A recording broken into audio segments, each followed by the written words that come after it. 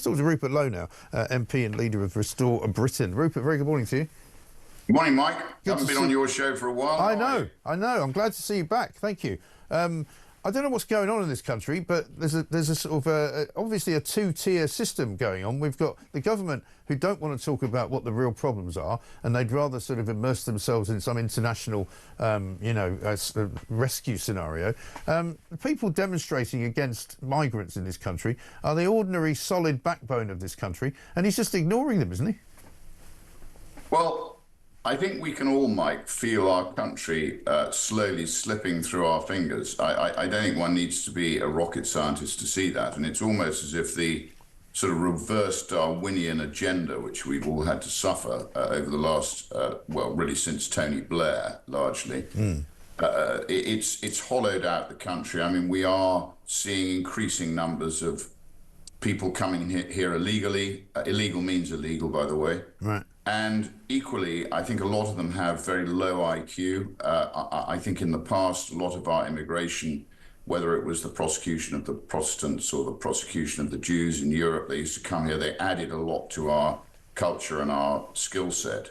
That's not what's happening now. And I think we're all being told that we should be ashamed of our history, we should be ashamed of our empire, we should be ashamed of all the things that the past generations of this country have done for the world. And it's almost as if the establishment now knows, I think, that its post-war agenda of mass sort of immigration, multiculturalism, which they see as the sort of the nirvana, is failing. So they've almost got to jump down on us and shame us into shrugging our shoulders and disappearing. But I don't think the British people should do that. I think they must continue now to stand up for themselves. They're too polite very often. We are seeing now, you probably saw my letter to the Home Secretary over the weekend about this special elite police team. I mean, police don't Yeah, I mean, what the hell are they thinking? Well, they don't seem to be able to police shoplifting for a start. Right. I think a lot of their crime statistics are complete baloney. And a lot of people, I'm encouraging my constituents to report every crime, because otherwise the police say there isn't a crime problem. Well, we all know there is a crime problem. Yeah. And then you see the treatment of honest tax-paying British citizens being subjected to some elite police force who's going to police what we say online. I mean, thank goodness we've got Elon Musk and an uncensored social media platform where people can actually communicate and express their views, because without that, I think their job of suppressing us all would be much easier. Right. But I think we've got to stand up, Mike. We've got to stand up and be counted. And I think people are ready to do that, because it's happening all over the country, as I say.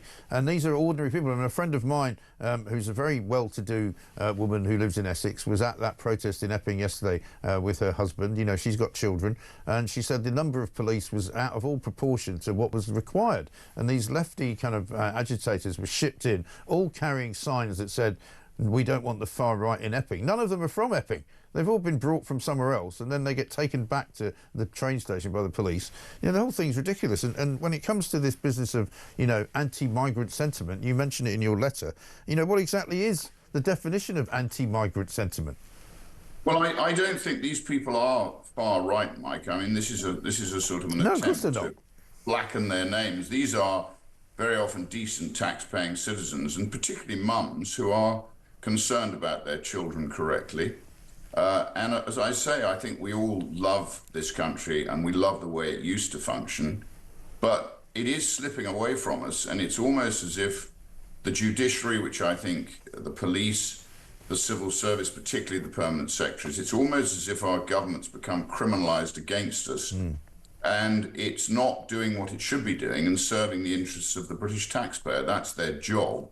It's as if, Mike, they've become guardians of global welfare rather than welfare of the British people. And I don't know how soon it'll be, but I think it was Mao who said one spark can start a prairie fire. Well, I think the government is playing a very dangerous game, and they should be listening to genuine concerns about the effects of mass illegal immigration, which is definitely undermining all of our quality of life and leading to stresses and strains on all the services which government's supposed to be providing for us. Totally. And so many problems that we now have in this country are as a result of either legal immigration, which has gone wrong as well, or illegal immigration. And then for Starmer yesterday to sort of make noises about what we need to do is airlift a load of Palestinian children to Britain alongside various members of their families. You know, I've never seen a reaction to that like it, because years ago you might have had people saying, OK, obviously we feel sorry for them,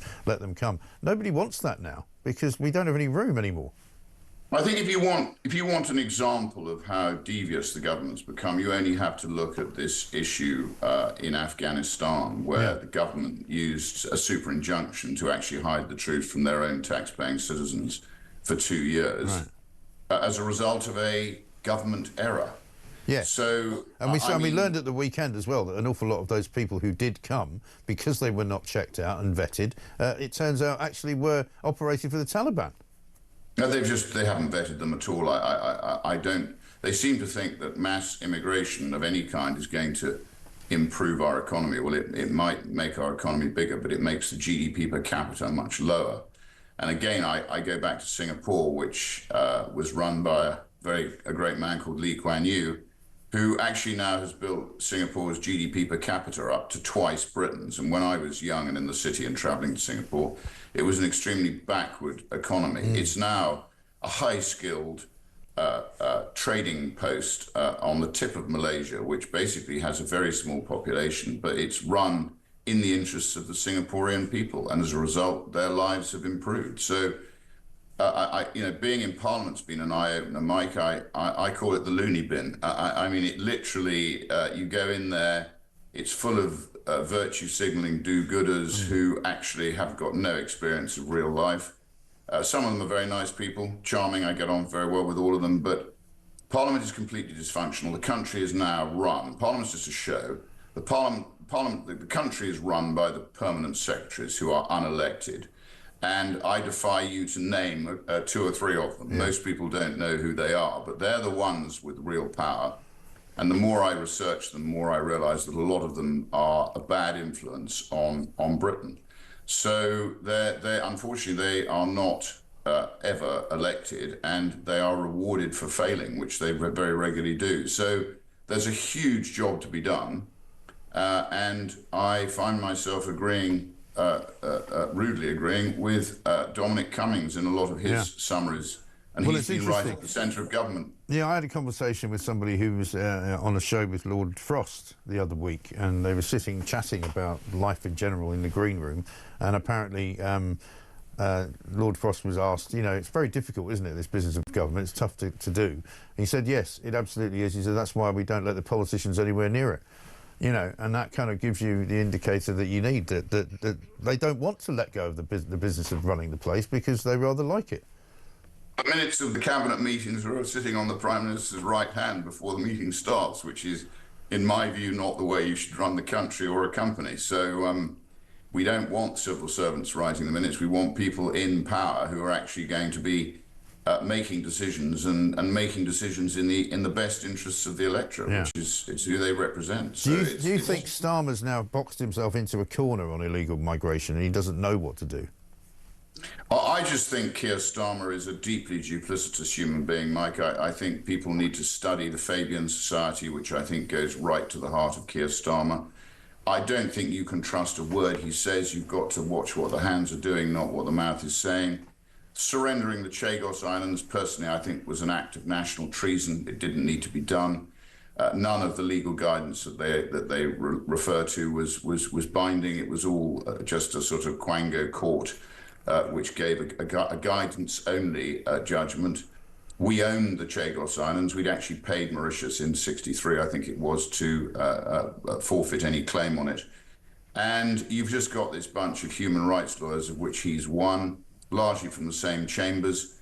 I think it's called matrix chambers. And at the end of the day, they're indulging their fantasies, Mike, at the expense of the British people. And then they'll tell us they're short of money, having given Mauritius so much cash that most of them now have a tax-free holiday as a result on the back of the British taxpayer. His negotiations with Europe are almost palpably pathetic. Aligning yourself with a failing socialist sort of experiment, post-war experiment, and spurning ultimately the Anglo-Saxon free trade opportunities which now exist for post-Brexit Britain. And remember, the British people did vote for Brexit. That's another slap in the face which our elite has not delivered for the British people. Exactly. So look, I think people need to stand up for themselves now. They've got to do it peacefully. They mustn't lose sight of the fact that this country is ultimately a fragile democracy, Mike, and they have to unfortunately now stand up and fight for it, because if they don't, democracy is not the norm, autocracy is the norm, and we've shown the world how democracy can work. But it's not functioning now. It's been taken away from us, and we need to try and get it back. Have you got any of these demonstrations going on in your constituency? And if so, would you go?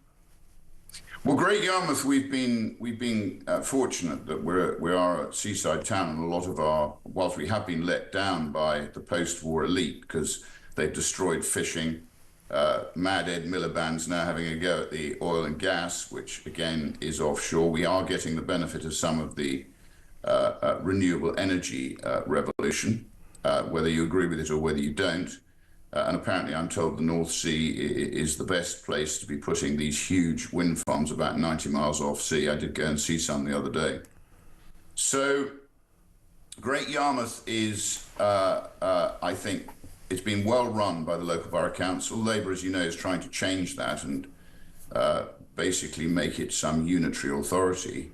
Norwich County Council is hugely in debt, and I totally disagree with centralising more power into the hands of some unitary authority which is completely unaccountable and won't look after the interests of my constituents. So we're fighting on that front, and I wrote another letter on that the other day.